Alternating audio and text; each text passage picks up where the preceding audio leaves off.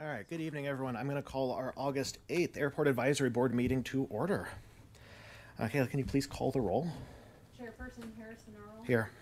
Vice Chairperson Melinda Jordan. Here. Board Member Malcolm Dean. Here. Board Member Tala Salamatian.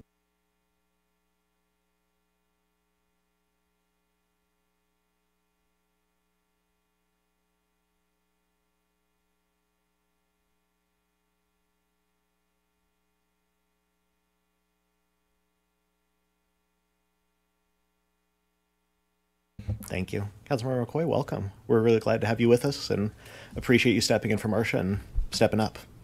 So look forward to the discussion with you tonight. I'm happy to be here. Great. Our first item, as always, is a public invited to be heard. There is no sign-up list, so we'll have people come up as you want to. I do want to make just one comment up front. I've been informed, as you all know from the city, there is the Modern West 2 topic of conversation that's come up. Because this is quasi-judicial at this point, we actually have a limited set of actions that we can take as the board, as part of the city. We can comment on it as individuals, but not as a board. And so recognize we'll probably hear some feedback on that tonight. Just know we're listening, we're thinking about it. There's very little we can officially comment on, and encourage everyone to come on the 27th to the city council meeting to make that comment. Did I cover everything, Phil? All right. With that, I'll open public invited to be heard if anyone would like to be the first to come on up tonight.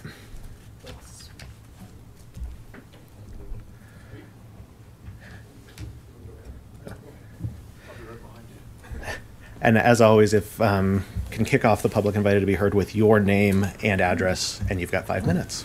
Thank you. My name is Dan Barry. I live at 930 Champion Circle. I live underneath the traffic pattern at the Longmont Airport on purpose. I actually moved from Louisville 24 years ago because of this airport. And later on, I invested in this airport as a hangar operator and owner. I've been in aviation for 54 years. I have sat in your seats. I've been on the airport board.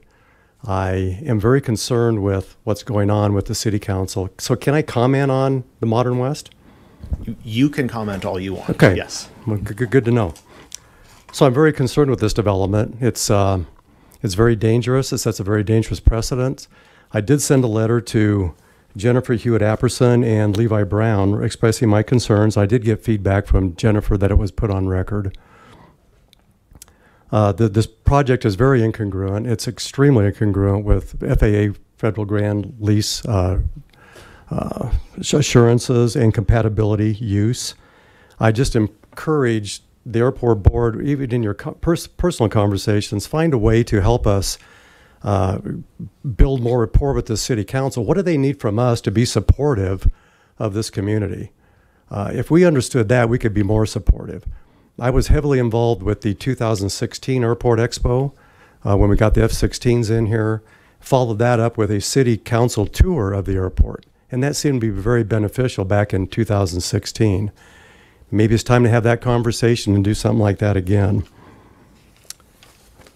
My biggest concern with this development is the height of the buildings. It's in the airport influence zone as well as my neighborhood.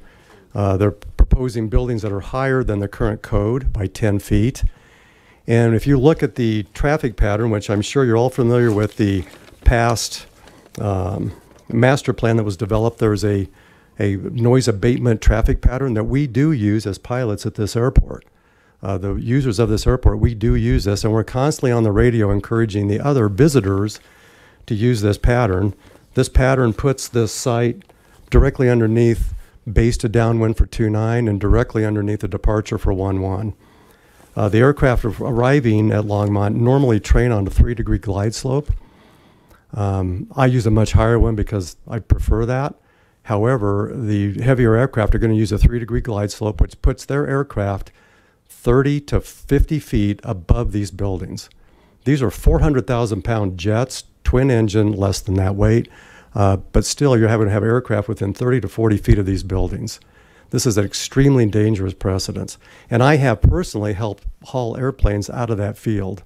Several years ago, many years ago, Bonanza went in, ran out of fuel, and landed in that airport. And I helped them pull it off to the into the safe zone of the airport. So please help us save the airport. I'm more than happy to contribute to creating a different conversation to build rapport with the city council, and I have in the past and I will again. Thank you. Thank you. I just have a quick informational item, if you don't mind me just. Please, and then we'll keep going with public. So my name is Phil Greenwald, Transportation Planning Manager with the city, also part of Transportation Planning and Airport. So we do have a connection to this item. I just want to let people know that we just asked Councilmember Sean McCoy to recuse himself during the public invited to be heard, because as a quasi-judicial piece on the 27th of August, to have him listening in breaks that quasi-judicial rule. So I asked him to recuse himself while he was, and he agreed to recuse himself during the public testimony as people are talking about this item. So thank you. Thanks, Phil. And just for the record, I'll know that Matt Menza joined us. Welcome. Thank you. Hi, my name is Richard Basselier. I live at 420 Nebraska Avenue in Berthoud. I'm the president of LOPA, the Longmont Owners and Pilots Association. I wanted to thank you all very much for the letter, the well-written letter that you sent to City Council for us, or for yourself. It was good. It was done well. My question now is that Modern West 1 has come up as, blindsiding us. It's just south of what we're not supposed to talk about, and it's just as much a problem. I guess a couple things that I'd like to ask from the board is, number one, can you find out how the paperwork, how the logistics went through, that nobody knew about this? We never got any information from Levi or from anybody about, that this Modern West was anything. We just found out about it weeks ago. So if you could do that, we'd really appreciate it. We're trying to do the best we can to keep everything safe and keep the community safe. Thank you. Thank you. I appreciate it.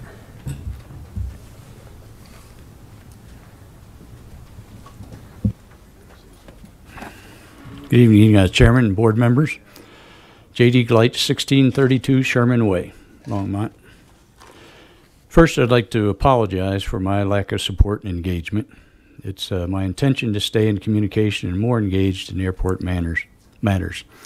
It's been made clear that we need to keep a sharp eye out for adverse actions being taken against the airport. Right now, the development is a major factor, but we all need to be supporting you in ensuring that the airport master plan is funded and updated. The city hired consultants, the city's council approved it, and not much has been accomplished. The Modern West 1 development concept plan has been approved by the Planning and Zoning Commission. This development includes a 4-story, 306-unit apartment complex just south of the Modern West 2 proposal. By itself, it would have a huge negative impact on the noise and safety at the airport. Combined with an adjacent, similar apartment complex in Modern West 2, it will be even worse. Since only property owners within 1,000 feet had to be notified, no one was there to speak to the Planning and Zoning Board commissioners of the negative consequences. The Planning and Development Director may expand or contract the Planning and Development Director may expand or contract the distance if the development would impact the community. It's unbelievable that the airport manager, the hangar owners, and businesses were not notified. I do not know about the FAA. The impacted community should have been notified back when the zoning was changed or when Envision Longmont was advocating for changing the zoning in the area near the airport. It was only when one person happened to see a small sign on the side of Rogers Road and attended the Modern West 2 Planning and Zoning meeting that we became aware. Modern West 1 concept plan was approved long ago, and we didn't even know about it. I'd like to request the Airport Advisory Board to move to address changes to the development code so that all those that might be impacted by development in the airport influence zone be notified of any development proposals as well as zoning changes. This would include the airport hangar owners, business owners, the airport manager, and FAA. Of course, this would happen through the city council, but could be started by you, and time couldn't be soon enough. So I really think that that's going to be, we may or may not have any success with these two, but there's going to be more, and we need to know about it early.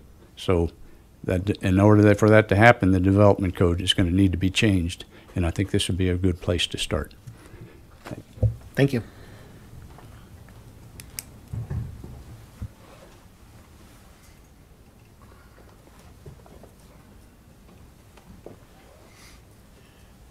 Howard Morgan, 1932 Amethyst Drive, Longmont. Most of the previous speakers have said most everything that I can think of, but here's the deal. These people, if this was built, and I hope it's not, would move in and sign a document saying they're in the airport influence zone. And we've seen that south of the airport where the people signed that. And we've seen it over at Jeffco where people have signed a document like that. And the next thing they move in and they say, well, I didn't know airplanes are going to fly over my house.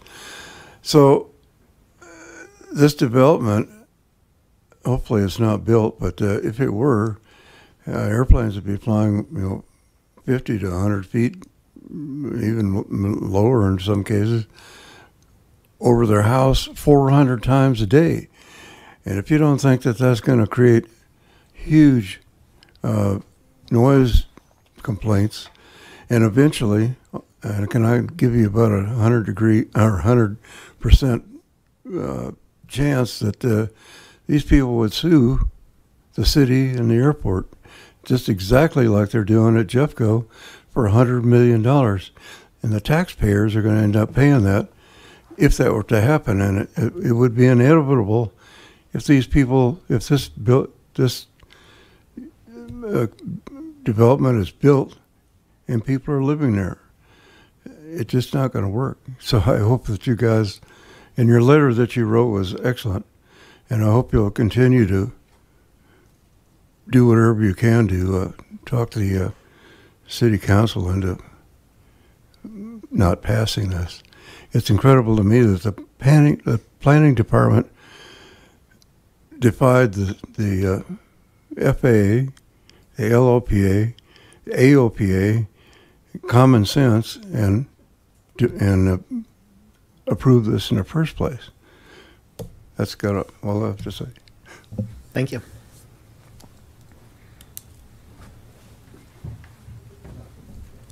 Would anyone else like to comment on our first public invited to be heard?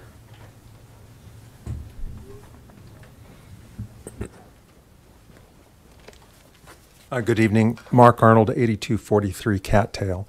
I apologize for being late. We tried all the entrances around the building. Took us a while to figure out. Thanks for letting me in. Apologies for that. Yeah, tonight. and my second apology will be, I hope I'm not repeating what's already been said, but having come in late, I just want to make a couple of points. First, I did watch the zoning meeting online, the recording of that meeting.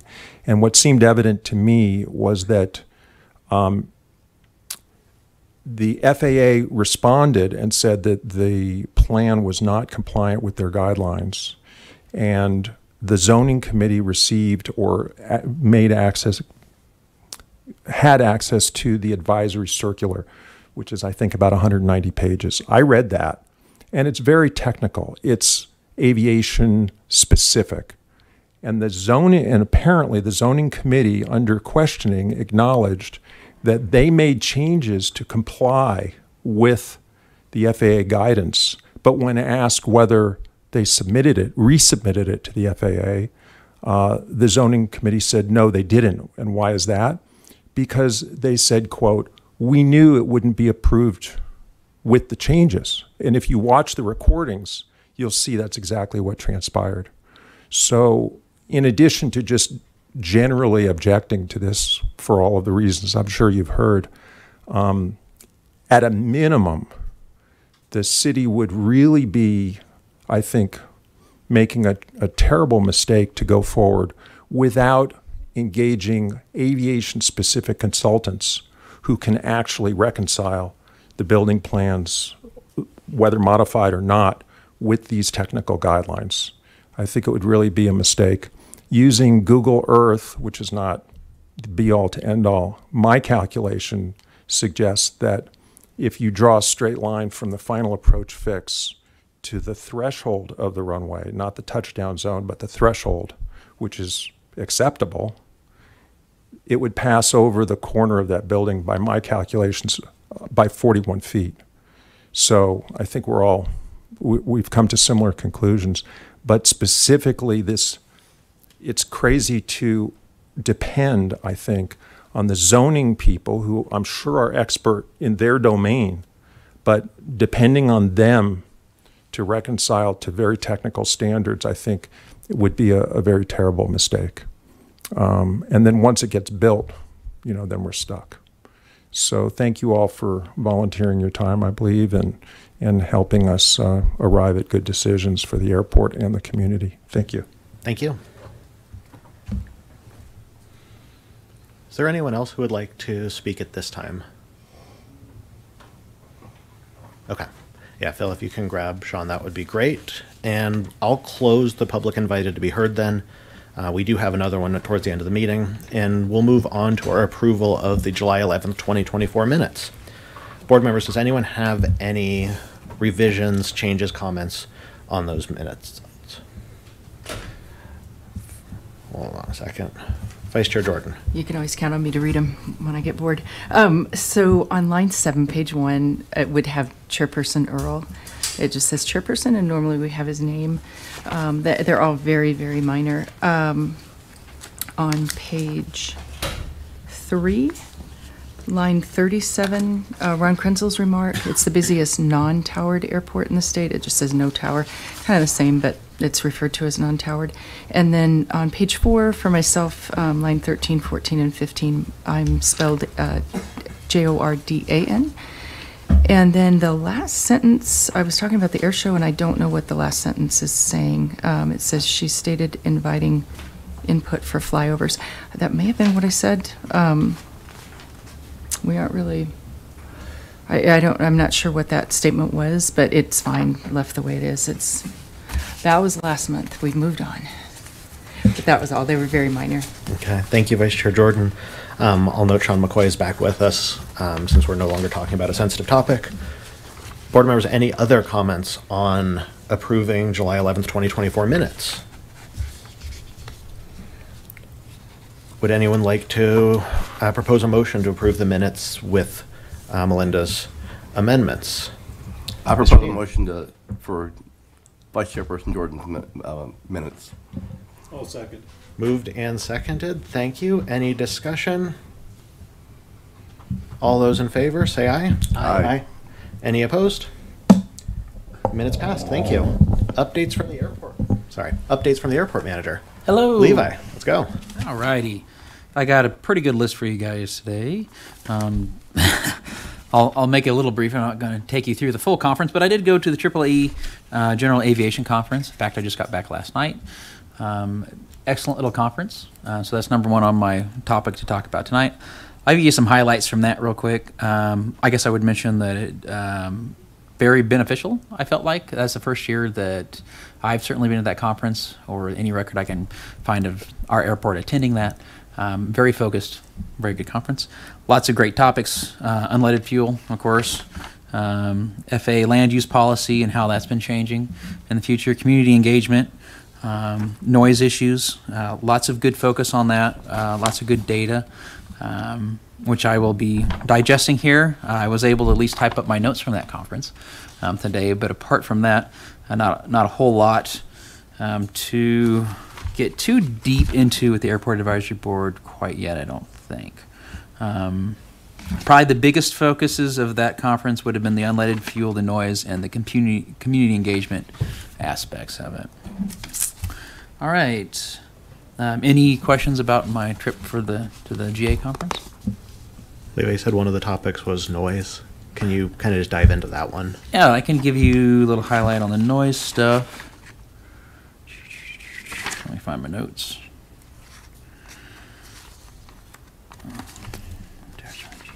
Airport. Community engagement. So that was mostly focused around the community engagement seminar they did and stuff like that. Of course, the number one issue and the number one reason for the focus recently on improving community engagement is increased noise complaints around airport, increased complaints about aviation fuel or leaded aviation fuel, which it really kind of relates back to also noise, kind of in the same respect. Number one kind of recommendation take back from the conference was having a robust, good noise abatement program. Longmont Airport is pretty good, has a pretty good noise abatement program in my estimation. We have for quite a while, so we're not necessarily lacking on that. Moving forward, we'll definitely want to keep a close eye on that, making sure it's up to snuff, if you will, and updated periodically. Getting things out into the public, or they talked about becoming more and more important as things progress forward. Having excellent website, making sure you're managing your data. You're the airports that are out there in front of the community, kind of leading the call with good facts, good information, good community engagement was kind of the focus on that. Of course, from Colorado standpoint, House Bill 1235 was also talked about a little bit at the conference, kind of talking about the requirements coming out of that regarding the mandating of airport noise abatement programs for airports. I will talk about that a little bit in my next topic. Yeah, any questions specifically for that? Let's bleed into your next topic, and we can kind of Yeah. chime in on both those. We can do that. I'm just reviewing the rest of my notes there, make sure I wasn't skipping anything on that. Next topic, Colorado Department of Transportation had a top 5 GA airport meeting regarding House Bill 1235. Essentially is a informational meeting regarding that. I was unfortunately not able to make that as I was in the conference at Seattle. Coming back from that, Phil was able to cover though, which was really great. He took some really good notes, which I have here. Most of it not a huge surprise. Kind of the highlights of that. House Bill 1235, which we of course talked about in the past, focuses on the transition to unleaded aviation fuel by the FAA's goal of 2030, and the mandating of noise abatement programs for small airports, which we established we already have. Highlights from Phil's notes, and he could certainly speak on this too, I'm sure. But no huge surprises, it looks like, comes out of that meeting. CDOT has set aside specific dollars for the transition to unleaded fuel, so that will be a consideration moving forward when it comes to applying for grants, managing projects at the airport. Looks like they outlined a really great list of what that noise abatement program is going to require. I'm happy to say, looking at this short list, we already conducted perhaps the one shortcoming is conduct meetings with flight schools and meetings with pilots on a regular basis. I assume we'll check the exact requirement of that. But apart from that, we have a published plan. We have recommendations on times of touch and goes. It's published on the web, et cetera, et cetera, et cetera. We seem to be meeting all of the state of Colorado's requirements on that. Oh, also, they will require a plan, not necessarily implementation, for the transition to unleaded avgas by January 1st, 2026. Again, it's kind of good timing for us, if you will. We're at an airport with the low lead tanks are kind of sunsetting anyway. So I've already begun the discussion with our engineers about, moving forward with what would occur with a new fuel farm, what it's going to take to get new tanks in. So this is just another little item that we can add into that discussion and essentially kind of loop it into the engineering that was already being conducted. So again, no huge obstacles, it appears, came out of that meeting. Any questions on House Bill 1235 meeting for myself or for Phil, I suppose? Phil, do you want to weigh in on that Yeah. really quick? I just have one addition, board members, is that CDOT did offer dollars to subsidize or offset the cost of avgas, because it's more expensive, so that they would offset those costs for a number of years. So it wouldn't be forever, but it would at least get people to be able to transition quicker, they thought. So they did offer that as well. And I guess Centennial Airport is doing that. So it was exciting news to hear that there's somebody already doing that. Phil, I want to follow up on that. So my understanding is Centennial's doing it out of their own pocket right now. Does it sound like that? So CDOT is making funds available to do it more broadly? So they just signed an agreement with CDOT, and that was covered at the conference. Okay. Yep. But up until that point, they were doing it out of their own pocket. Yep, they were. And so now there is a Yep. broader grant available. Mr. Ulane and Mike from Centennial actually kind of made the announcement at the conference. It's like, hey, we just signed the paperwork on this. So pilot program. Okay, love it. Mr. Salamatine. I hope you had a good time at the conference. Was there anything about electrification of airplanes or engines or motors or anything? There was, and there will continue to be until it occurs. As there was actually the Future of Aviation sessions focused pretty heavily on that.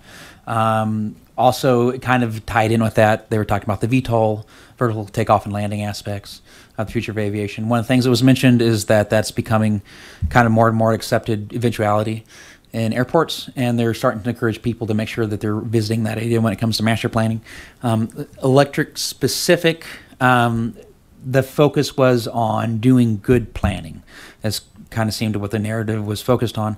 It was mentioned several times to make sure that prior to putting infrastructure into an airport, prior to getting dollars kind of set aside, that you know exactly what you're going to need at that airport was the focus point of that. Have we done any planning for vertical, like drones type of, advanced drones, deliveries, very commuting? preliminary discussions and stuff like that. Anything of that nature will probably be coming within the next master plan. That's gonna be a big lift, so that's probably something we'd want to loop into that. Got it. Thank you. Oh, last thing. Did HB 1235 deal with electrification at all? It mostly deals with the noise issue and then unleaded gas, which you could kind of say deals with making things greener or moving towards more environmentally friendly thing. Not specifically with electrification, to my knowledge. Got it. Thank you.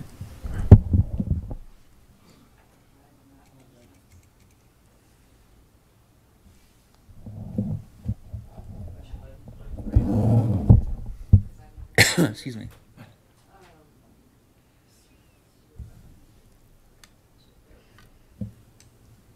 How's that? Are you hot? Yeah. Yeah, the bill. You guys hear me all right? Yeah. Yeah. It's kind of counterintuitive. It's turning on mine. Oh, Harrison, you picked a fine.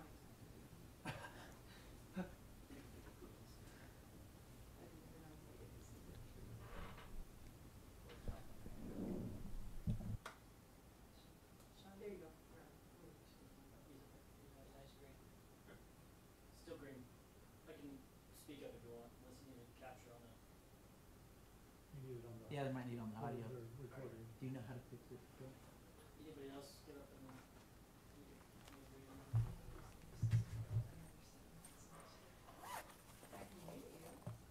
Oh, there we go. That's a good idea. Hey, check. Yeah, sorry, a lot of work just for a little comment, but There we go. HB 24-1235 doesn't talk about anything electric. There's a lot in here about tax and tax incentives and grants if you comply with this, and then it talks about the noise abatement process. But honestly, the FAA hasn't. There's unleaded gas that's being approved, but it hasn't been widely used in aviation. It still doesn't work properly. So this bill's getting ahead of itself, and it's going to do more harm than good. It's not going to. I mean, the beginning of this, I'm looking at the act. It talks about all the health effects and how bad it is for people. And sure, lead can be very bad, but it fails to discuss the fact that in terms of impact on aviation, that's a different topic altogether. So unfortunately, I think supporting this legislation is going to be negative or bad on our airports in the near term until we can get more advanced in technology. But I don't see anything in this bill that's going to help us out, and it's probably going to hurt us, quite frankly. So put that on the record. Anybody else? Hey, thanks. Mr. Meester, I saw you in there, and I apologize for having to step out for a second. No worries. This is a question for Levi. Are we seeing an increase or a decrease or about the same in the number of noise complaints that KLMO is getting? Most recent tally on that, and again, the information won't be complete or 100% comparable for year on year until we can get a full year's data compared to last year. But we are over already our total complaints per household this year. It's right around the 60 households complaints at this point. Last year our total number was 47. So we are a little bit above. The question becomes now, what will that continue to be throughout the year? So midsummer, most generally everyone, or the majority of people who are going to complain have kind of already made their couple complaints. So as we move into fall, we'll see if we get new complaints or if we continue to get the same complaints from the same households. Is there anything specific? Is it just pattern flight, or is it? It seems to be pretty generic this year. Last year we seemed to have a big spike in ultralight complaints. This year those are down. Mostly we're just seeing when they come through, they're coming as general noise complaints. Maybe perhaps a few more this year, jumping specific, but not really a spike in that either. They seems to be pretty generic noise complaint. Okay. Thank you. Yep. Vice Chair Jordan. Go ahead, Phil. Phil was going to say something. Just Go another ahead. thing Sorry. about noise complaints. I think Levi and I have talked about this as well. And with the Boulder Airport being in the news lately, and this airport being in the news quite a bit lately, I think that just also raises that awareness, so people take on those issues as they see fit to complain. That's true. Vice Chair Jordan. I was going to ask, Centennial, did they state how much fuel they're selling and pumping, what the volume looks like? You know, I don't. Phil might have Either. some more information on it than I do, but we didn't talk about that at the conference, so I didn't get any figures on that. I know it's just beginning though, so probably not a huge amount. They did have an interesting statistic. They said that if all GA aircraft in the United States were to start using the existing supply of non-leaded gasoline right now, it would last for 4 hours. So there's not a whole lot of it out there yet. So at yesterday's meeting that Levi unfortunately was not able to attend, and would have had much better information or would have heard the right things other than what I called myself the interloper at the meeting yesterday. But $18,000 to $25,000 per month for their subsidy program. Oh, that's good. Wow, that's significant. Board members, other questions? Well, I would then, yeah, Phil. I have one more item from staff, and I think Councilmember McCoy may talk about this in his effort. That was going to be at the my end as next well. question here, so. Oh, okay. I just wanted to let everybody into it. know on the Airport Advisory Board and in the public that City Council passed on a motion on Tuesday that they do want to have further discussions about the airport and about the role of the airport for the city, and really show that support, I think, is really what that came down to for the airport. And we can't do that, obviously, until we've heard the issues on the August 27th issue that we've talked about earlier. And then we go into budget season. So the budget's really going to take over a lot of the council meetings. So we're asking for folks to have some patience with this meeting, but we think that we can, we're eyeing a study session on October 29th at this point. And you all have already been invited by City Council to be part of that, but I'll let Councilmember McCoy talk more about that during his time. Thanks. Councilmember McCoy. Do you want me to add that in now? Please. Well, I think it would be really important. Some of you have some strong feelings about this, so I think that it's important that you come and say something at that time. As I jokingly say to my students at high school, that my mind reading skills have deteriorated to the point where I actually have to ask questions. So I really do want to see you there so that you're actually giving us the feedback. If you're if you have strong opinions or if you have deep knowledge, we want to know what that is, and we don't want to. That's why we, encouraged you to putting you on this board when you applied, and we want to hear your input, because I don't claim to be the expert on it. I attended a conference in Atlanta in November last year, and had a roundtable discussion with the FAA at that time, and so asked them questions about drones, and asked them about electric planes and other things like that. So I am interested in that, and if when I go to their November conference again for the National League of Cities, and they're there, which they usually are, I'll carry your comments and questions forward to them. Thank you, Councilmember Quay. I was really glad to see the Mayor Pro Tem make the motion to have that joint session. Understand the budget pushes us to October, but looking forward to that conversation.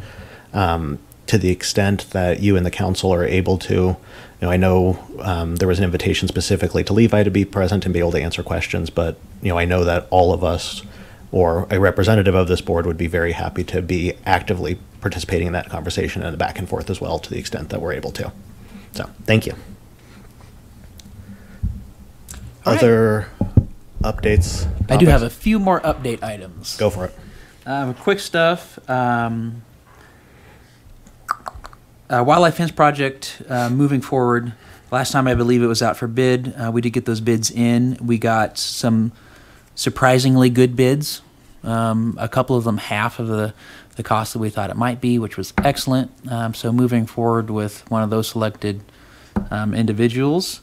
Paperwork's being drawn up now. I've already got a council item for potentially getting that approved for the FAA funds for that. Fire inspections continuing to move forward.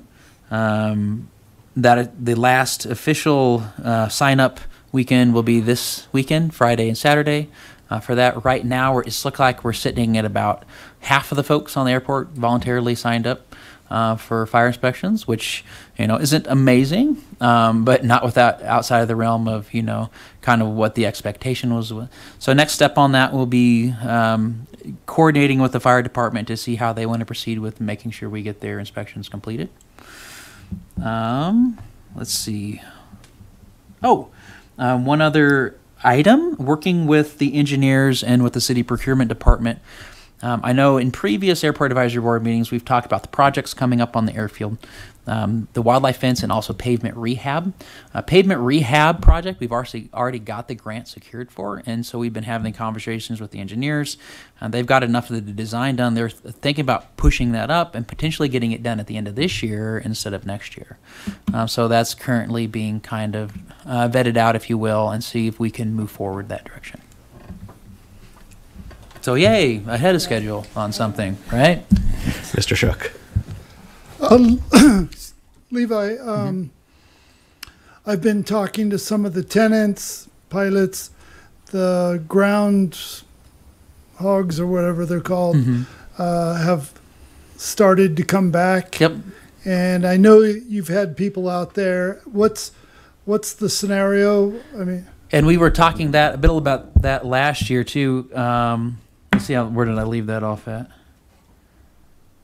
So what we started out doing this year was, in order to try to stay ahead of it, before we kind of tried to assess and then schedule treatments as needed. So this year we actually got the city on a treatment schedule.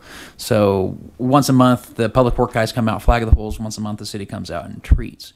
Even at that, this prairie dog year has been particularly bad.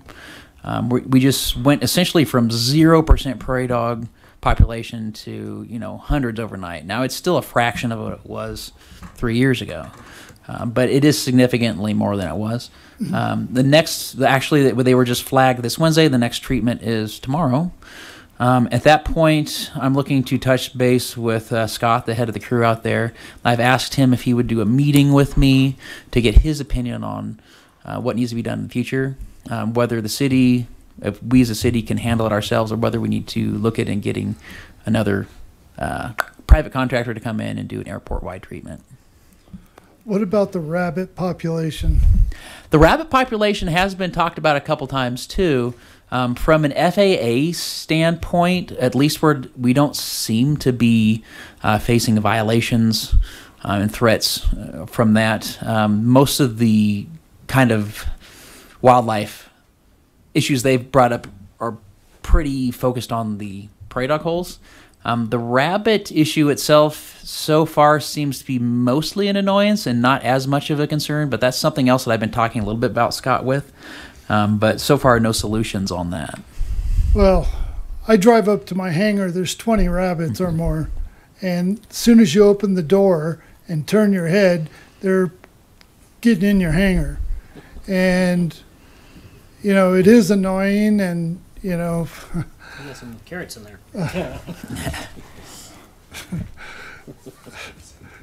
Anyway, I'd like to at least keep talking about that because, you know, they're breeding very quickly. Yeah, it's a bad rabbit year, and they mentioned that too. That it's a bad. They said it was a bad prairie dog year, and it's a terrible rabbit year for some reason.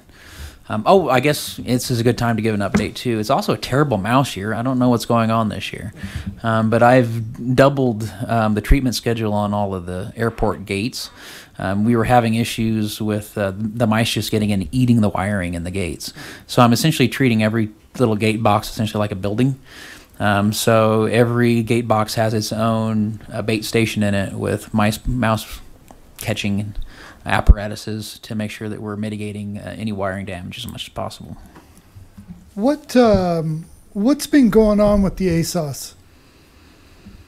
Earlier this year, the ASOS was having power supply issues.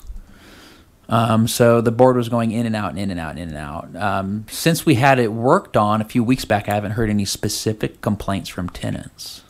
Yeah, it was about 2 weeks ago that. Yeah, but it was out for 2 or 3 weeks. It kind of went off and on, so that was kind of a puckery call. So it was. I'll quantify that statement. It was working, but the power unit was supplying way too much power for the unit, so we kind of had to make the call of taking the chance of just kind of leaving it on and hoping the whole box doesn't burn down, or turning it off and making sure we save the AWAS but suffer without AWAS for a while. So that's kind of the call I made. We got lucky in the respect that DTP, the company that does repairs on that, actually had a power supply in their stock. They just had to make the time to come out and see us. So they did that repair. They got everything back, got the NOTAMs off, and it should be operating normally. If you guys hear otherwise, let me know. Yeah. Airport, is that all right if I ask about airport related? Yeah. Mr. Menza. All right. Hey, quickly on Gate 4 drama. I see that thing. That's the one I use to go to my hangar. It looks like it's up a lot. Is that part of the mouse issue or wiring issues? Or I know it from a safety perspective, we want our airplanes protected, and we don't want to have a ground mishap from somebody who's not supposed to be on the airport. So. Yeah, I can give an update on that one. Gate 4 has been the bane of every airport manager's existence, essentially since the record that I can tell. Over my tenure here, I've essentially had every part in it replaced, including the boards, including the safety switches and everything. And the mystery remains on what's going on. So last year, the thought process was it must be a power supply issue, which is tricking its sensitive, and I'll try not to get too deep into the details there, tricking its kind of sensitive board workings and breakers and turning it off and on. I've also recently, actually just a week, also touched base with Public Works and their electric team, and we're kind of going down another trail to see if perhaps it's heat related on one of the components or something of that respect, because it mostly seems to happen on hot days. You can make the argument that, okay, it could be power related on hot days because we're having brownouts or electric suppliers, or it could be heat related. So we're just started tracing down the new thought process that it could be heat related.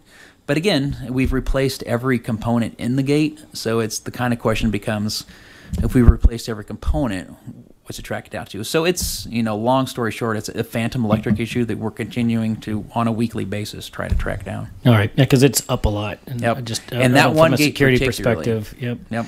If it's worth cutting our losses and figuring out if there's another solution, another gate type. And that's to been go in talked there. about too. It's also been talked about just transitioning it back to a slider gate. Then we get into issues with spacing and actually getting it to fit there. And then we get into issues with just the budget money that it would take. So hopefully we can get it solved otherwise. Yep. Levi, one topic from me. Drainage study. Yes. We talked last time around. It was supposed to be done about now, or in the last couple weeks. So very curious for the outcome of that, and then how quickly we can move from that to solving issues and issuing RFPs for development. Yep, I'm still waiting on kind of the final meeting for that one. To my understanding, it is now pretty much wrapped up. The last meeting was our water folks, unfortunately, kind of had to cancel. So now we're just kind of waiting to get it back on their schedule so we can sit down with all the engineers and start moving forward with that. Preliminary discussions with the engineers from IRS, those folks that are doing that study, said that they're going to probably recommend a retention pond expansion prior to any building going on the side of the airport. But of course, I'll have to wait for the report for specific details and promises. Okay, I'm very eager to hear about that. I am too. We've talked about this, you and I, before, that getting that drainage improvement in place, whatever that looks like, is the key to expanding our development. It is. So I really want us to be clued in on that, because I think there's probably going to be a funding ask. This is just my assumption, to get that done, and would like to be able to have that in front of council, particularly in light of other discussions about development on the airport and other things coming. And it is, as you mentioned, one of the final things. We've got electric conduit run past there now. We've got the new sewer in. We've got water relatively accessible. Kind of the drainage on that side of the airport is kind of the last big engineering ticket item, if you will, when it comes to future development on the airport. Got it. Thank you. Board members, any other questions on updates from the airport manager? Okay. Levi, do you have any information items that we haven't covered? I think that was it. Okay. Yep. I would like to kind of debrief a couple topics related to development. So, Councilmember McCoy, would you mind stepping out for a couple minutes? I'm sorry to ask you to do that, but thank you. Excuse me. While he's stepping out, I'll give the disclaimer that that I'm going to speak as a citizen. I've had a few discussions and just want to be able to talk about them. We, as the board, are not going to take further action tonight. We can't. So I'll just kind of leave that there for right now. And Phil, tell me if I'm going to cross a line here. I think you have to be really careful, because you are sitting in the chair seat at this point. You are not acting necessarily as a citizen at this point. So I would just really hesitate to have you say anything from that chair about specific development. Anything at all? All right, I can do this. Okay. As you know, the Airport Advisory Board wrote a letter to the City Council related to development. Because this is a quasi-judicial topic, no City Council member is allowed to talk back to us about that. So I have not had any discussions with City Council members. However, I have had conversations with the City Manager and the Assistant City Manager about the airport specifically, development broadly, and meetings that they've had with the FAA. I would say that the City Manager and the Assistant City Manager understand the concerns that we have raised. I think they understand very clearly the concerns that the FAA has raised about development at the airport. They, however, are also bound by a quasi-judicial and can't advocate to City Council outside of the public hearing. That's a frustrating position for all of us to be in, because I would really like to go have those discussions, as I know all of you would. So I can't, kind of walking up to that line, but I would just say the city staff is well aware of our concerns, and I'll leave it there. I also had a discussion with the developer yesterday, a lunch meeting as a citizen, not as an advisory board member. And he's well aware of the concerns there. And I don't want to go too much into detail other than to say the plans that are submitted in front of the council are different than the original plans to incorporate feedback from the FAA. I recognize that there's many perspectives on whether that's enough or not. We certainly have had a perspective on that in the past and taken action on that. But just wanted to kind of throw that out there that, it was a productive discussion, at least to kind of hear a perspective, ask some questions, to be able to do that.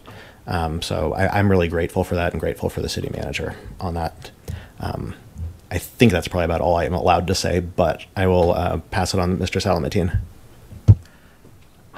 So I am also speaking as a individual, and I have spoken to members of the Division of Housing and the Department of Local Affairs. I've spoken to the attorneys there. They are aware of the potential risks associated with its development, and I don't believe will be support from Department of Local Affairs or Division of Housing for this development. Thank you. I'm frustrated we can't say much more than that, but I appreciate it. Mr. Shook. I don't know if I could say this, but so the Modern West 1 was already approved. Can I talk about that? Okay. So where was the airport board in 2021 about Modern West 1? Modern West 1 is at least as bad as Modern West 2. So, I mean, there could be, I don't know. It's very frustrating. Yes, understood. Phil Greenwald again, Transportation Planning Manager, and have planning in my title, so I guess I need to take on that responsibility for planners everywhere. But Modern West 1 went through all the same gyrations and everything that Modern West 2 is going through. Modern West 1 went to the FAA, so did Modern West 2, and both got initial approval from the FAA as far as height and the glide slope piece. Nothing about land use, so that was never mentioned in the first round for either one of them. And so that's how Modern West 1 got through, is because there wasn't all the issues dealing with our neighbors to the south, and I mean Rocky Mountain Metropolitan Airport, and their lawsuits at that time. So I hate to say it this way, but Modern West 1 flew under the radar. And so they made it through, they got past. They weren't doing the same things that Modern West 2 is trying to do with changing some components of their concept plan. And you didn't hear about it. Again, it's been mentioned before that the notification area doesn't include the airport for that. And that is bad because the pilots have a lot of say in that. But it's good because it says that it's far away from the airport. So it was too far away to notify the airport and get people understanding what was going on in that location. But this all goes back to, and there's been some comments made about Envision Longmont. But Envision Longmont was something that went out to the FAA as well. It went to all the public. It was vetted by every advisory board. It was vetted by it was approved by the city council. So there was lots of opportunities for public hearing on that. And it included a residential component close to the airport. And so all of those things being said, nobody came up and never gave our planners the yellow flag or the red flag to talk about how important it was for this growth not to happen that close to the airport. So had we heard that, had the planners heard that, we'd have a whole different conversation right now. But nobody brought this up, and it didn't come up until, like you said, one person saw a sign and said, I'm going to come to that Planning and Zoning Commission, which really turned out to be a good thing, let's be honest. I mean, for us and for the pilots. So I'll just leave it at that. I don't want to talk too much more about anything, but just to say that Modern West 1, this guy over here, Levi, was continually in the planner's ear about how important it was not to have residential growth near the airport. and he got pushback at the time saying it's in the comprehensive plan, and so it's allowed. And so he was kind of the lone voice against the development for the city. So, And it's also important to point out that, as you mentioned in 2021, that it was kind of a tumultuous time for the airport. Unfortunately, Mr. Slater passed away that time. Jeff Coleman came in and he kind of hit the ground running. So there was a large point of time there where there wasn't someone who was established at the airport, and that kind of added a little bit, I think, to what Phil mentioned of it flying under the radar. Yeah. I figured that, but yeah. Mr. Salamatian, you're next, then Mr. Menza. So I'm not sure whether we can do this, but on this topic, a person from the public came and asked us, suggested that we do a suggestion to the Planning and Zoning Commission that the airport is notified whenever there's a development or anything that could impact the airport or the airport's influence zone. I think that would be a prudent thing for us to do, just so that, if anything else happens, which I'm sure development is always going to happen in Longmont, that we are aware of it, and it doesn't require someone to attend a meeting by chance.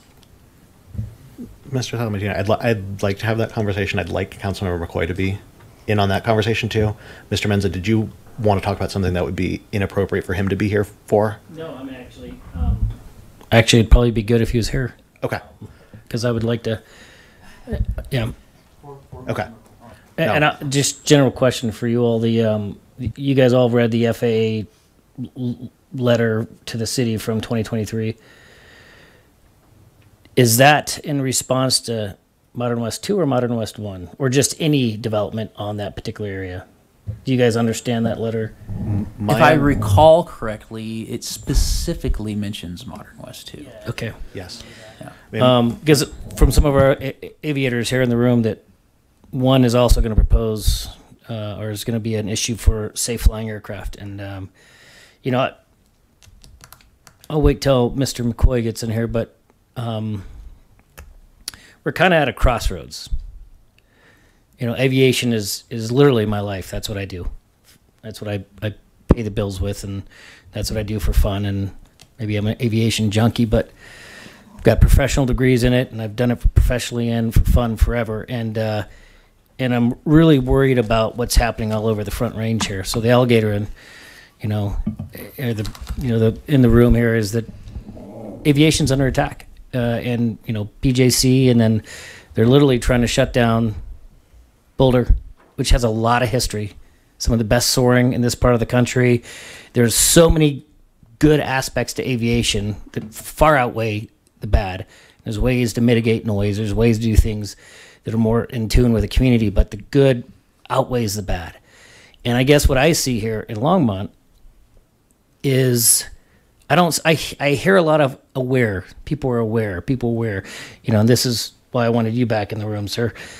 It's one of those things, we're talking about awareness, but I want to know if there's a commitment from the city council and from the mayor to protect this airport. Because we're all talking about growth. We all have great ideas. Our other aviator friends and airport community members always talk about what we can do, what we should do to develop and foster a better relationship. But let's make it very clear. If we violate the FAA's rules in terms of land use and ability to properly fly aircraft in and out of that corridor that they've stipulated, then we're going to lose funding. And if you lose funding, the airport's gone. It's gone. So we're at a crossroads. We need a commitment from the city about protecting this airport. And that, unfortunately, is going to mean that the people with the big bucks with development are going to have to be a little bit more creative about where they put their development to address those housing issues. If we either want to protect the airport and grow it, or we're going to close it. And you know which side of the fence I'm on. I'm on the fence with the folks out here in the room. So I want you guys to consider that going forward. And we've got great leadership here. The letter put together was spot on. We're going to keep doing that for the community. But we're going to need a lot more help to address this issue. And like you said, I don't know how we got there from 2021, but we've got to put some boots on the ground and see what we can do to convince the city council and the mayor that this is a good thing. All right, I'm done. Thank you, Mr. Menza. I'm optimistic that October session and conversation is a really good time to have that broader conversation. Obviously, there's issues between now and then that we shall not speak about, but I'm looking forward to that as a kind of broader advocacy session and get their commitment to us. I'm going to go back to Mr. Salamatine, the point you raised based on the comments that we heard, that there was a request to, I honestly don't know kind of the logistics of how we do this, but to advocate that the council considers notifying the airport manager, airport users of development in a broader radius around the airport, so that we are able to provide feedback up front. I don't know if that's something that's appropriate, and Councilmember Coy, if you have a perspective here, if it's appropriate for us to ask directly to the council as the advisory board, or kind of raise it through a different channel and support it, or I don't quite know the pathway to do that. Well, I don't claim to know every little nuance of what's the best strategy or approach. I would probably say that from my personal perspective, that I think going through Levi is probably the most logical approach, and given your recommendations, when I was the liaison in around 2007 to 2011 for this advisory board, I think that was the standard practice to voice your concerns for a particular development or some sort of thing like that to the airport manager, and then have the airport manager get with our legal team, our transportation advisors and leadership, and with our city manager to try to figure out the best course of how to approach council on these issues, and as well as adhering to the issues around any sort of grants and any sort of other requirements that the city has in regards to dealing with the FAA.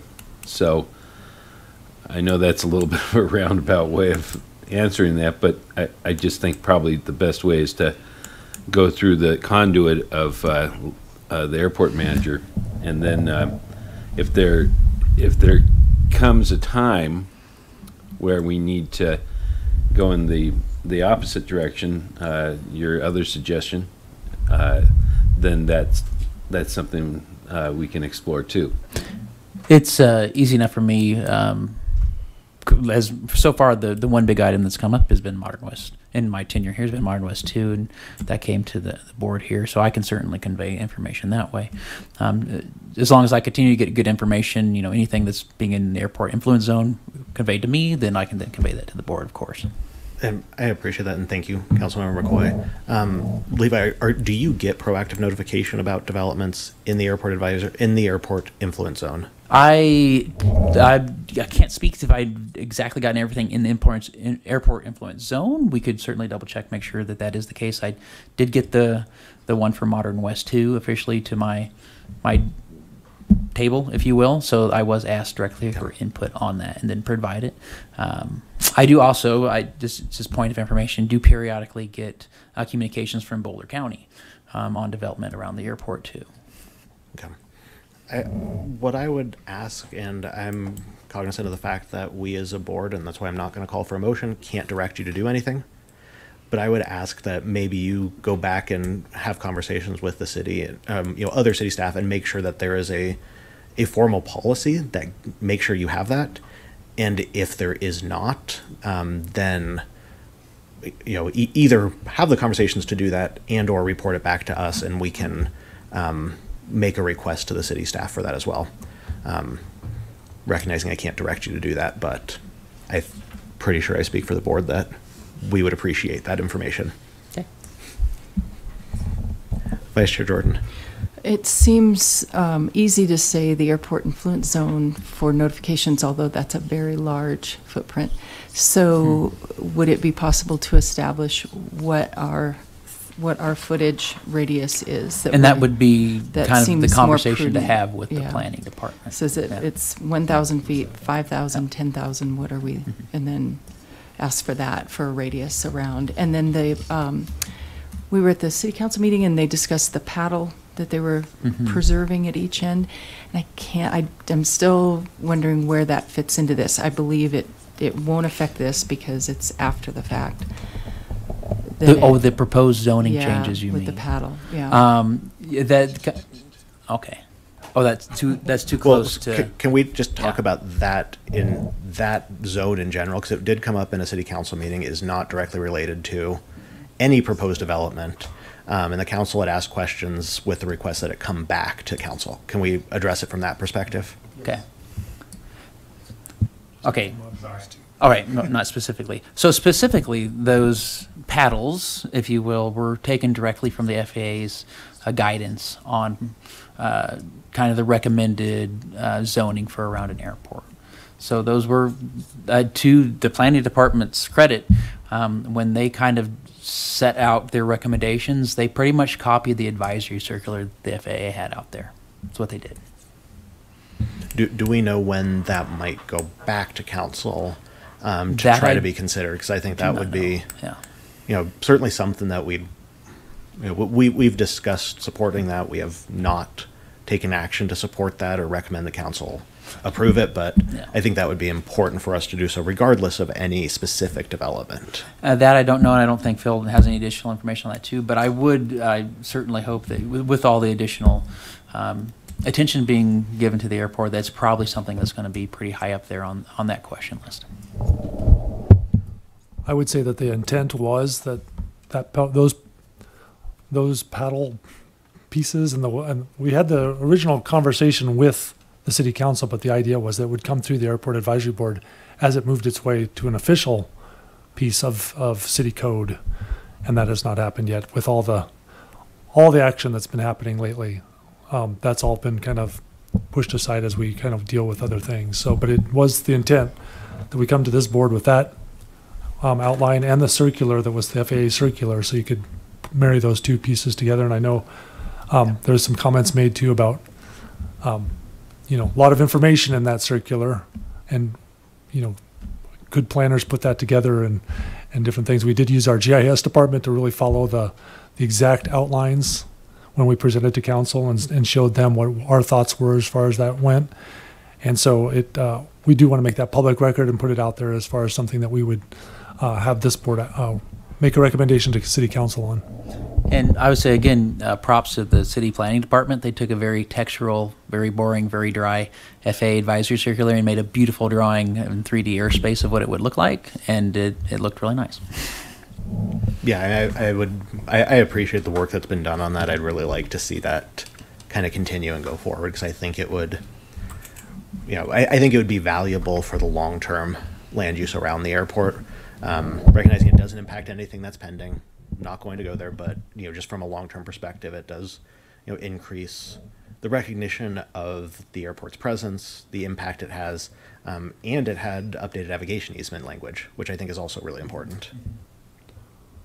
The one thing that I'll just add, and I'm kind of worried here because I might be crossing that line now, but in the FAA did not say that was the line that they would agree to. Understood that the FAA has not given a straight answer. So another reason why we haven't brought this forward to you or the city council at this time, because we don't have clear direction. Mr. Menza. Are you guys working with the FAA on these issues actively? Okay. They're nodding yes. Okay. Sorry, I want to make that clear for anyone who's listening and couldn't see that.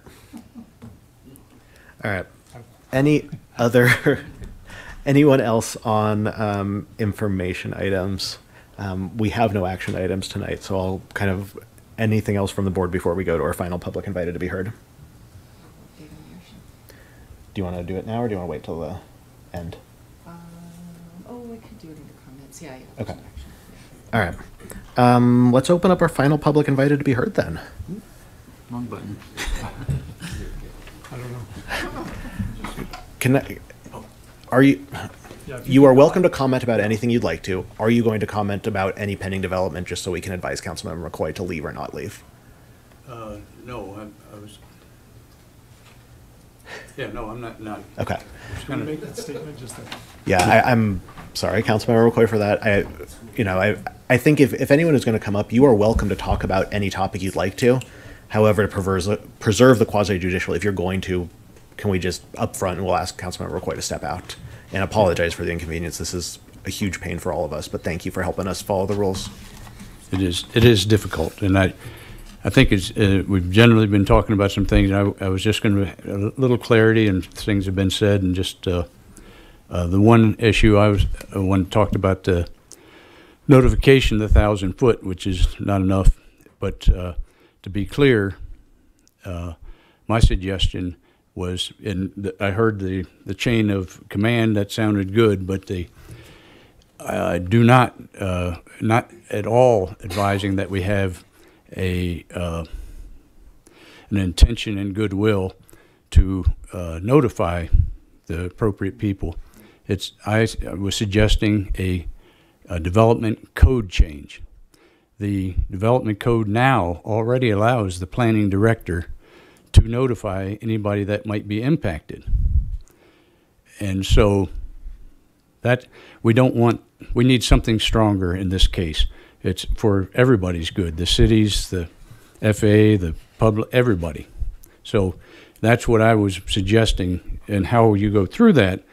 Yeah, I'm no expert at that, but eventually it's got to get to the council to move to have a development code change with these words. So I think everybody would be better off. And then the other thing that's been mentioned quite a bit was this advisory circular. And I don't find it that complex. I do also agree that the FAA is never going to say this development meets our standards, because there's no exact standard, but it's a very good document. And basically it's saying the more people you put in line with this runway, the more consequential an accident is going to be. And so that gives you enough. And the other thing that is in there it's definitely been talked about, and everybody wants to do well here, is that the actual airport sponsor is the one that has some responsibilities. And in this case, the sponsor is the city. And the city not only is responsible for doing what they can with the airport, they are responsible for the zoning. And so it's the best situation to have in that regard if everybody is actually involved with the advisory circular. It's a good document. It doesn't tie anybody's hands completely. It's not regulatory. But it does say these are the good ideas, and if you're the sponsor of the airport and you're in control of the land use, you can actually make it happen and reduce the liability and the accidents and noise and everything. So thank you. Thank you. Come on up. I'll ask the same question for Councilmember McCoy's sake. I'm going to be clean. I Okay. promise. I appreciate Member McCoy being here. And I'm sorry, can you start name and address? Yes, and then I'll start time? I will. Hi, I'm Dan Barry. I live in 930 Champion Circle, Longmont, Colorado, and I am an airplane addict. My ancestors were airplane addicts after they served in World War II. So I care deeply about this airport as well, so I appreciate Member Menz's comments, and especially at Gate 4.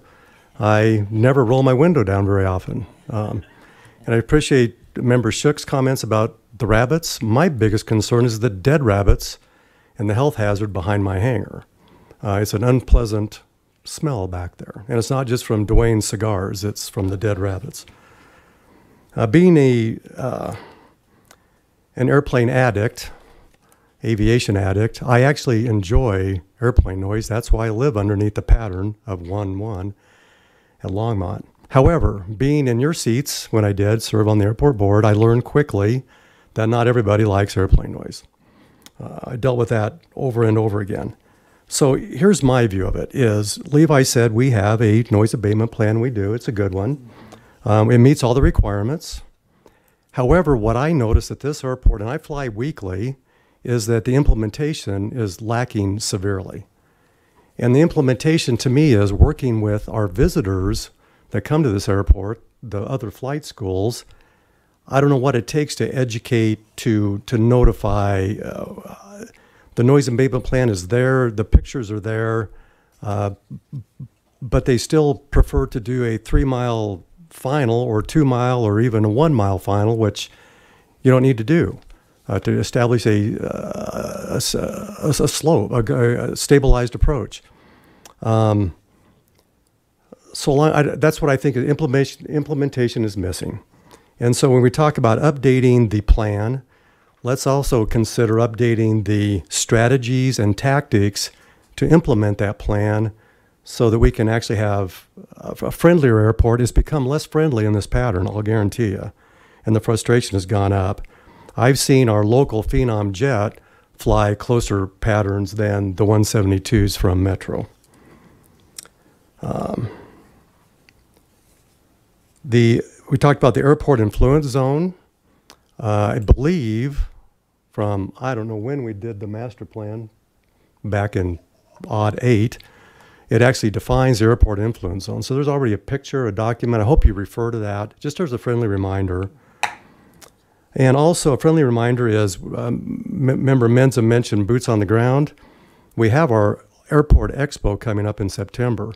This is a huge opportunity, as it always has been, for City Council to please visit that, see the crowd. We had 5,000 people in 2018. We had 4,000 in 2016, and about blew the windows out of the city with the jets. But so maybe there's an opportunity to invite City Council. I'm sure you have. Make them feel special, a special notification or recognition like we did in the past. What else do I have here? I want to thank you for serving on this board. I know how challenging it can be. I was on it back when the skydivers were going through the lawsuits. That was extremely entertaining. I don't think your entertainment factor is a whole lot less. So thanks for doing what you're doing. Thank you. Would anyone else like to speak here?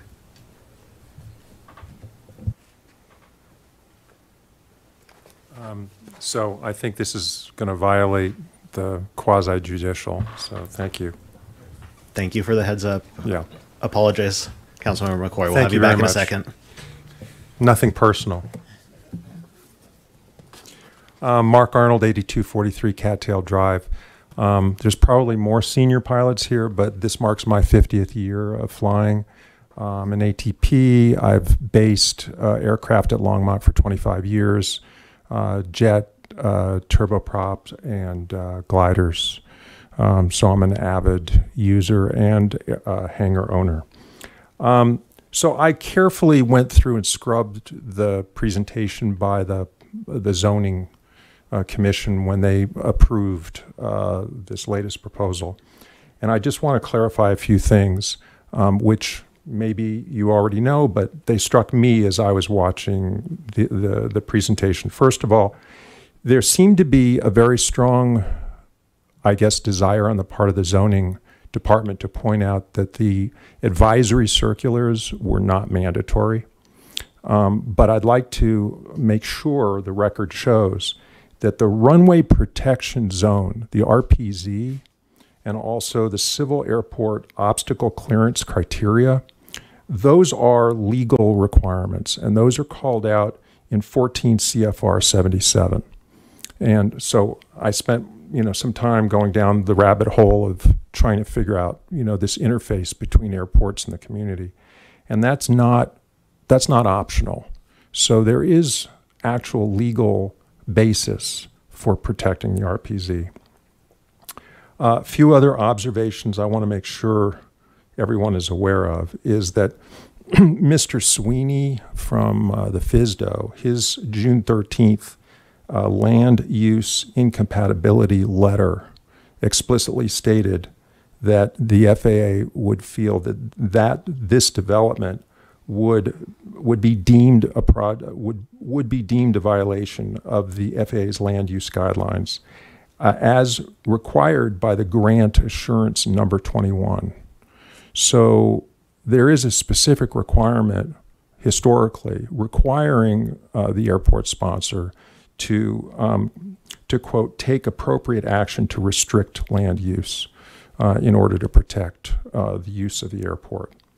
So based on that 1-2 hour session, I wanted just to draw your attention to a few direct quotes that came out of that in case in any way that got missed. One, how did the Zoning Commission assess Longmont's legal exposure from the direct threat from the FAA? The only advice given during that session, and maybe there were other meetings, but I'm basing this on that approval session, was they relied on the advice of Mr. Morgan, who was the applicant's lawyer, a non-pilot. So that seems like a very odd source to be getting legal advice. Ms. Hewitt, under questioning, asked, well, how did they think that the revised plan would satisfy the FAA requirements? And her answer was that she, quote, guessed about what would comply with the FAA guidance. That's a direct quote. She was asked why weren't the proposed changes submitted back to the FAA for approval. Quote, we did not go back to Mr. Sweeney because we didn't think we would get a different response. And that's a direct quote from the video of that meeting. So I just want to point out that this is a very high-risk bet that the city is taking, that they're not going to lose grants from the FAA in support of the airport. And they're basing, if they go forward as currently stated, they're going forward on that, making that bet based on the advice of non-aviation resources, which I think is extremely risky. And from my point of view, it seems like a case of the blind leading the blind with respect to compliance with FAA requirements. So I just want to make those comments about what to me seems like an unreasonable legal risk that the city is taking on to combat the FAA without the benefit of legitimate aviation consulting support for that decision. So it seems like a very high-risk move. So thank you very much. Thank you. Is there anyone else who would like to speak at our final public invited we heard tonight?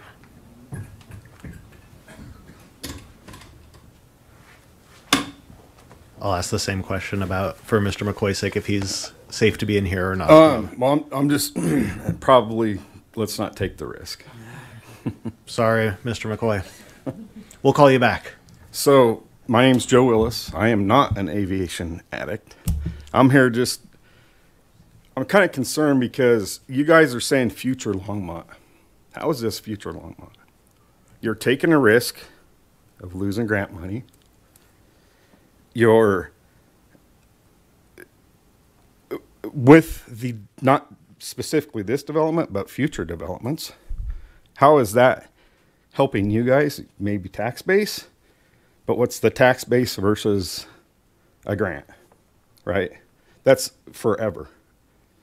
That's going to be there all the time.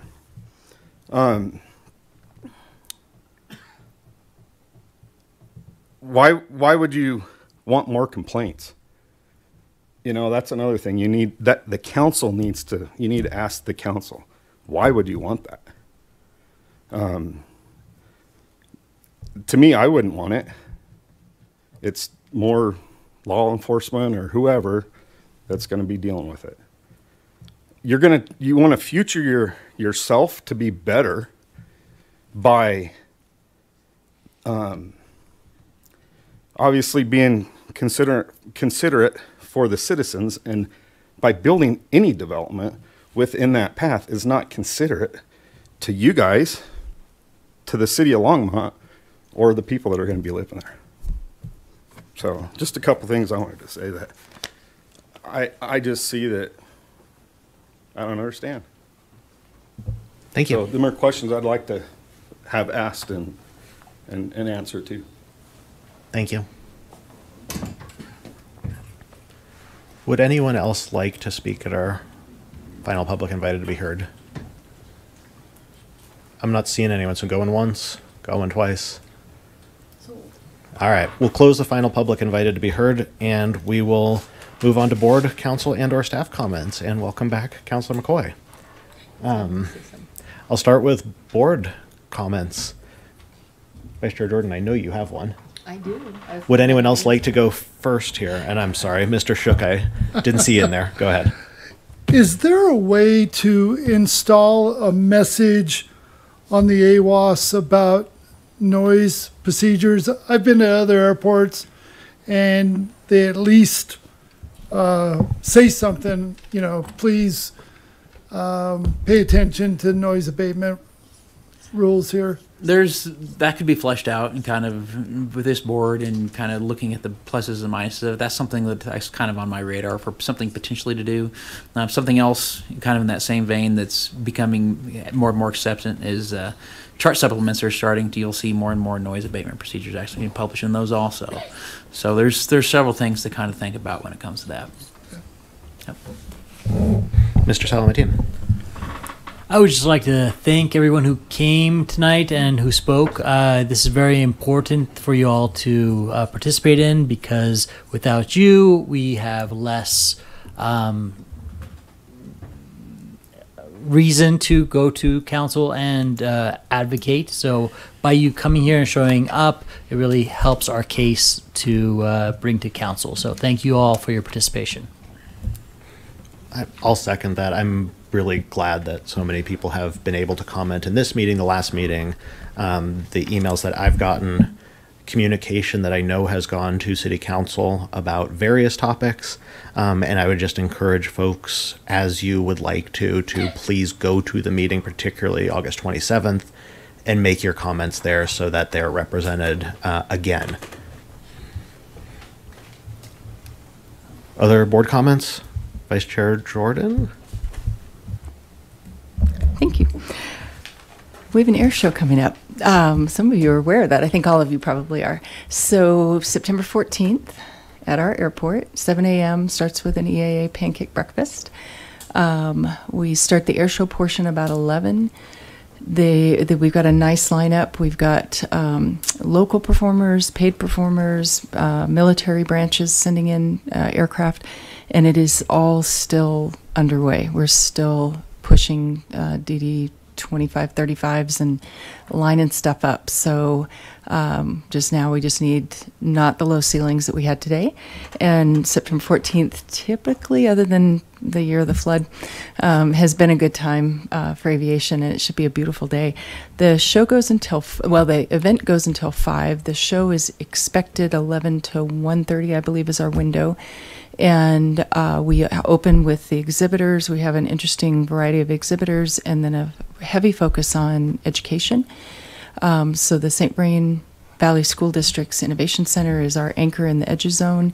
And then we've got ATC, Spartan, Metro State, including Dagmar Crest will be flying. We've got the Air Force coming in with gliders. We've got the C-130s. We've got requesting with Colorado Guard to get it really loud. We've got the various organizations, aviation organizations, that all kind of be clustered around the education zone, which is in the executive hangar next to Elite. Elite's been a wonderful host for everything that we're working on, and has really been working with us closely. We had our big walk yesterday morning at the airport, and so we're about there. It's terrifyingly close for somebody like me. I'm having a lot of stress dreams, but we're about to have it locked in. It's been a challenge. Our budget was cut just about 4 weeks ago. Did not see that coming. So like right now, I don't even have trash service lined up. So I've got some weird things that are still hanging out.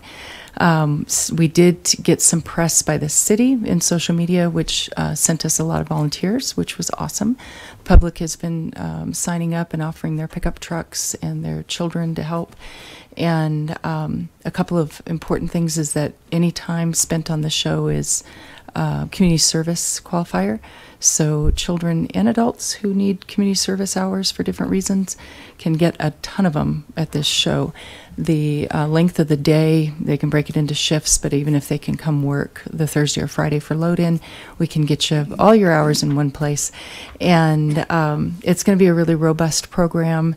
We've got the food trucks, the beer garden, live band.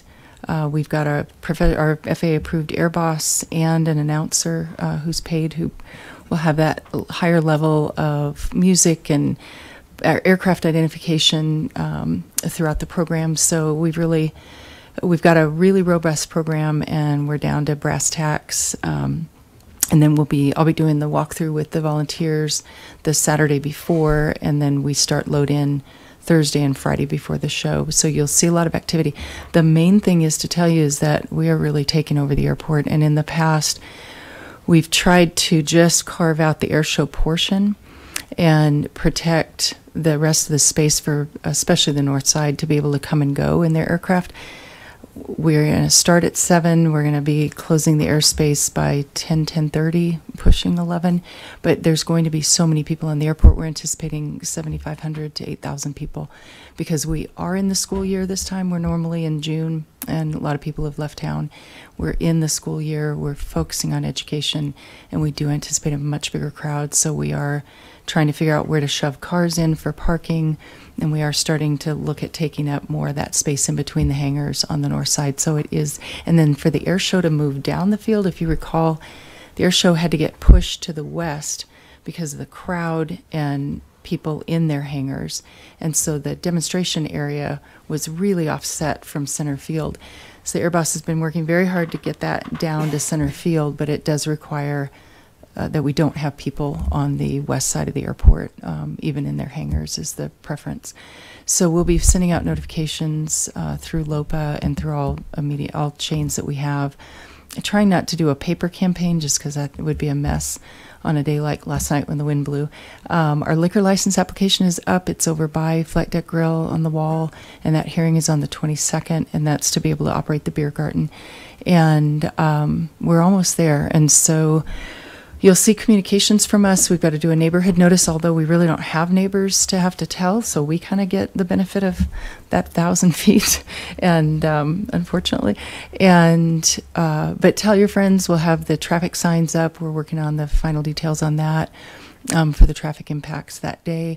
And then just to note that for parking, if you don't come into the field and park because you will have hangar passes. We'll just do those electronically, and you can print those if you need them or have them on your phone. You can get to your hangars. You just probably can't move your airplanes much. But the city did allow us parking all the way down Rogers Road again, and because of the underpass. So people can come through the underpass to come over. And then they did grant us parking on both sides on St. Vrain Road. And then Levi's working on the formal agreement to park in the parking lots that are on St. Vrain Road, in addition to everything. But that's first is going to be on the field, and then that's where we're going to bleed off, and then people will naturally park on some of those once they see people parking there. So we did get as much as we could. We will not be parking in the field that the county bought that was Sky Pilot Farm. They did not approve that because they don't know that it's ready for cars to be on. So we've gotten as much parking as we can to mitigate that headache. And we've got a robust program, good exhibitors, and we go until 5. So we're trying to kind of drag out the day, make as much money as we can to make up for this budget cut through the beer garden. That's Flightco, and then they'll be serving Oscar Blues and some of the local beers. And then they will be selling and giving the profits to our Friends of Vance Brand nonprofit. So we have an income generator there, and we are probably going to sell VIP parking to generate some income as well. So we're doing as much as we can. If anybody's interested, we need our airport people there. You bring guidance. You can blow a whistle and tell us if somebody's doing something they shouldn't or if they've wandered outside of the barricades.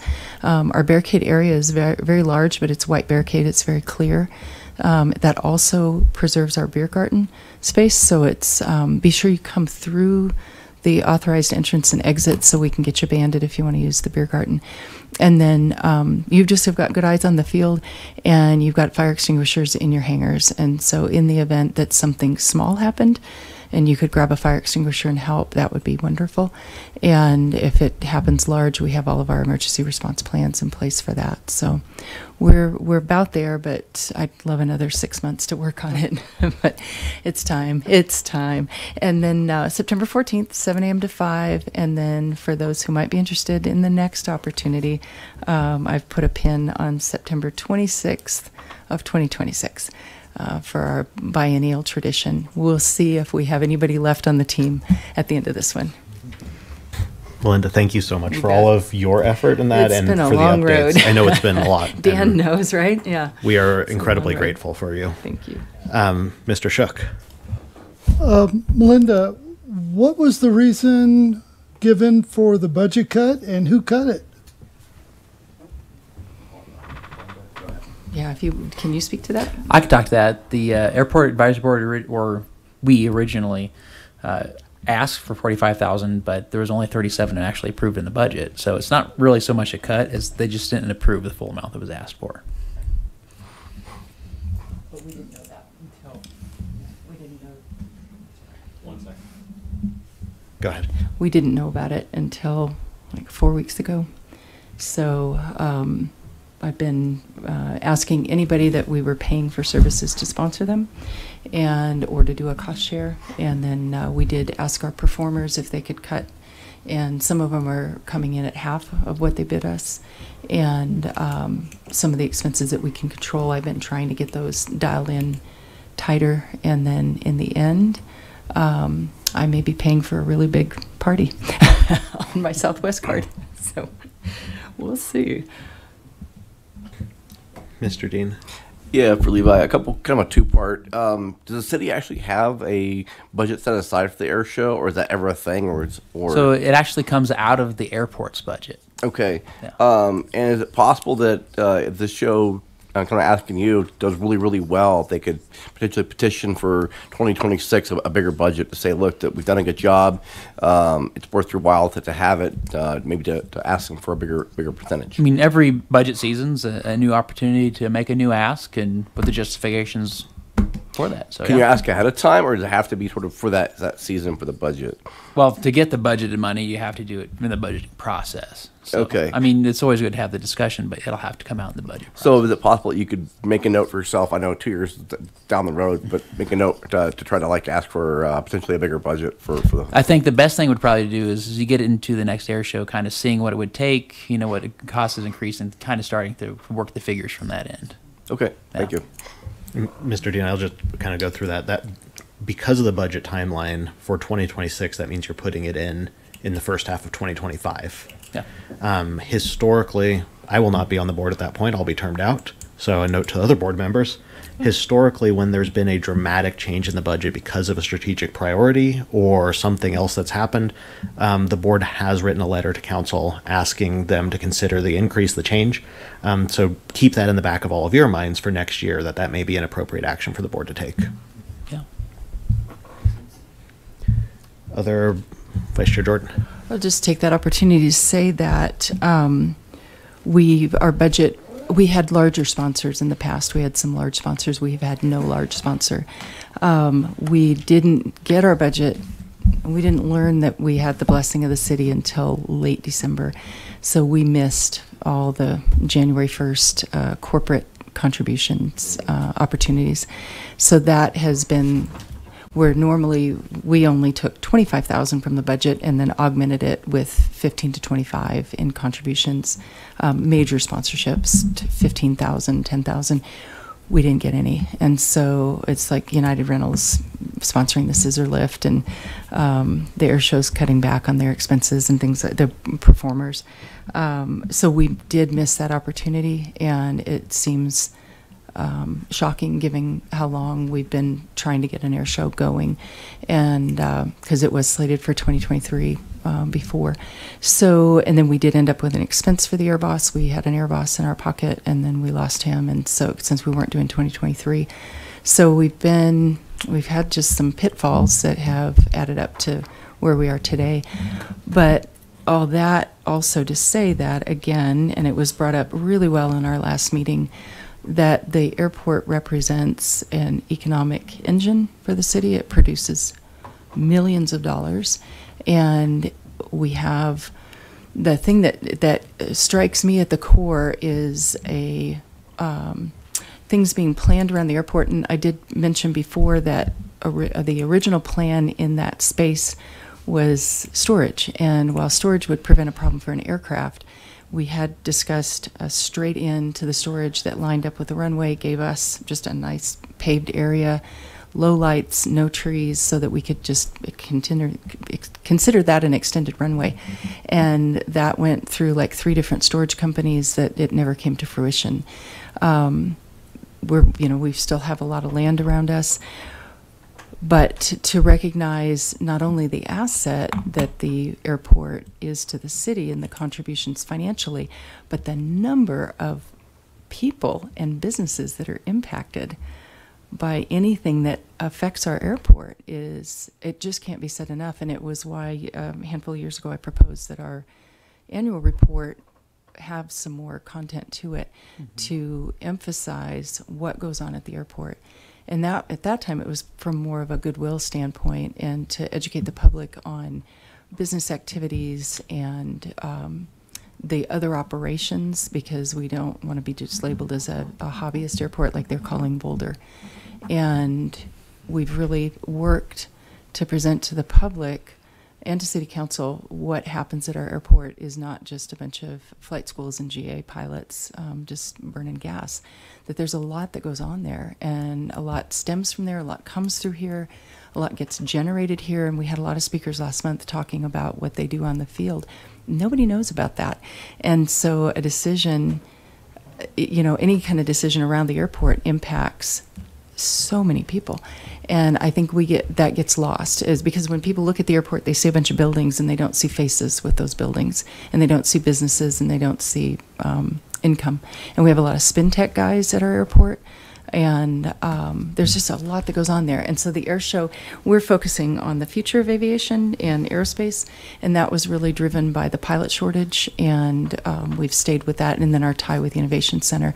So we are talking about the future for future aviators. If we don't have an airport, and we don't have any front range airports, we don't need any, our aviators are all going to have to go someplace else, and that isn't what we want either. But the focus being that there are so many income streams being generated from that airport that are missed and not seen, because all you see are just zigzaggy roofs when you look at it. So the air show, to be there and be a representative of the airport and encourage everybody on the field to come enjoy the day. If you need to fly, you need to get out of there early and get your plane out before people show up, and cars get parked there, though. But try to stay and come enjoy it and relax, and then be ambassadors for the airport as well. And if you want us to, if LOPA would like an information table or anything like that we can do, and if you have any ideas for that, we still got time. So we got like 36 days. Got lots of time. Thank you. 36 days doesn't seem like a lot of time, but thank you. It's not. Any other board comments tonight? Councilmember McCoy, any comments from you this evening? Sure. Thank you. I want to thank the audience for coming and talking tonight. This is democracy in action. This is what it's all about. We want to hear from you. I want to thank our city staff for your deep understanding of these technical issues and everything. I want to thank all of you for your service to your community. It's very, very important. We can't do this without you. I have a vision for the airport somewhat. I'll I've spoken with Chair Jordan before a little bit when you came to, I think it was our council retreat, maybe, or it was another event. And, you know, I'd love to see us expand that main office there, that building, and put in things that we talked about, like restaurant and meeting rooms and museum and you know, some sort of sales and maybe that sort of thing. I think that's the way to make it there. I'd like to see, hey, if Boulder is getting rid of their stuff. I was on when we were having problems with as a liaison, when we were having problems with the jump school and group. And what we found is that people needed to embrace them, and now they're such an intricate part of the airport. I can't imagine the airport without them. And so, you know, when some of these new concepts and ideas come, we need to embrace them. It may not bring us individually or some group some sort of profit, but it might make it just that much more of an active spot, because I feel that the more active it is, the more people you have involved, the more people you have participating out there and feeling that community that you talk about. That's what you have to have. So, you know, I'd love to see, and I've sent Levi email in regards to I'd love to see us attract an electric plane company and use us as their poster child for that. I'd love to see some of these gliders be a bigger part of it. If they're losing them at the Boulder Airport, let's make it happen here. Again, you were referring to the great amount of use, Commissioner Jordan, and that's probably what needs to be further established. I think this September 14th event is going to attract a lot of people. I think it's a real great timing sort of event. Like you said, in the past it was kind of after school, it let out, and now I think people were just blown away with how impressive it was with the Innovation Center's drone show, that you're going to have some big fans, young and old, and I think it's and that's the sort of thing I'd love to see more, any sort of use out there that we can make happen there.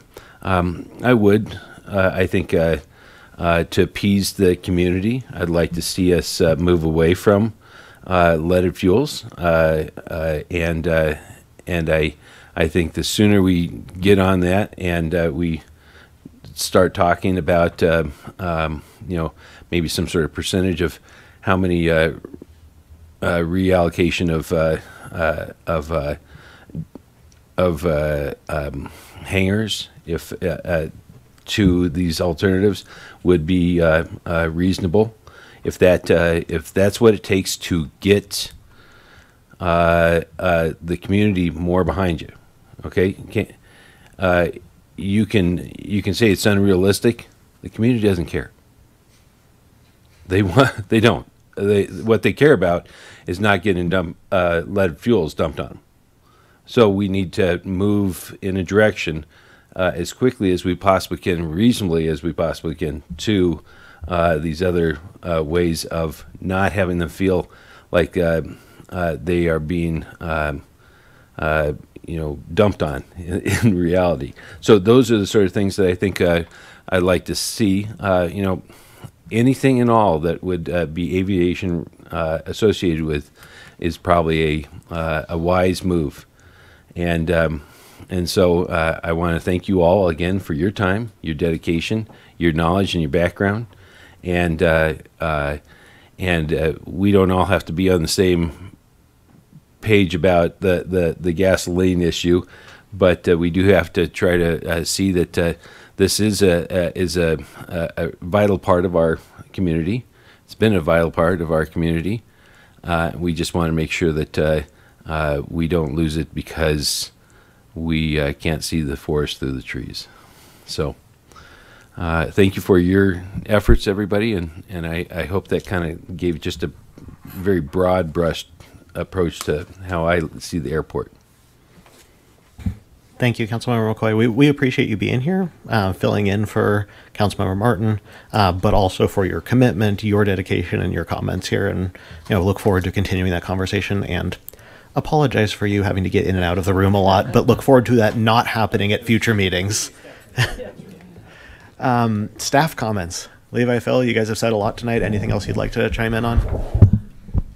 I'm just going to talk some more. I apologize, but just to let you know that the public hearing on the August 27th docket is separate from public invited to be heard, so it doesn't follow the same rules as the public invited to be heard part. It's an actual separate public hearing, so I just want people to be aware of that, and that'll be stated at the very front of the council meeting as well, that if there's any comments related to the public hearing part, it'll wait until that item comes up on the agenda. So that's how that works. It's a little different, and I just wanted to assure folks that the city does have an aviation attorney coming to that meeting as well. So we will have a city attorney or a city-sponsored attorney who's an expert in aviation at that public hearing as well. Thank you, Phil. Appreciate that. Appreciate the reminder to everybody. Leave anything else from you, or are you good? I think I'm good. I think I got most everything covered there that I could fit in my brain anyway. Well, thank you everyone for sticking through 2 long meetings with us now. I really do appreciate the engagement from everyone, board members, members of the public, city staff, and council members when you're allowed to be in the room. We appreciate all of you. Please stay engaged, and I'll adjourn the meeting. Thank you, everybody.